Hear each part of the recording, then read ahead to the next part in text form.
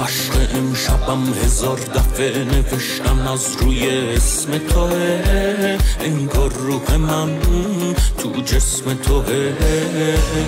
با خودم شب و هی اسم قشنگ تو رو دیکته میکنم، جز تو به کسی فکر نمی کنم.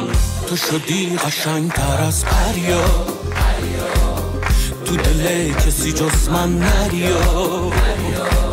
شوخی شوخی داره جدی میشه، تو منو کشتی با دل هریا. شما که میخوای لاغر بشی، آیا میتونه آب کرفس بخوری هر روز؟ میتونی رژیم بگیری؟ میتونی بری ورزش کنی لاغر بشی؟ آیا استمرار و وقت و زمان این کار را داری که همش مداوم انجامش بدی؟ اگه وقتشو نداری و میخوای یه روش آسون تر باشه، پکی که بهت میگم رو استفاده کن. کارهایی که میگم انجام بده. 10 دقیقه در طول روز برای خودت زمان بذار. در طول 4 ماه کلن هیکلت هم لاغر میشه هم متناسب میشه. عین خودم. برو توی هایلایت ها داستان خودم رو ببین، برات گذاشتم داستان و روند لاغری خودم ببین و اگه دوست داشتی تو هم شروع کن. خیلی مخلصیم. یا علی.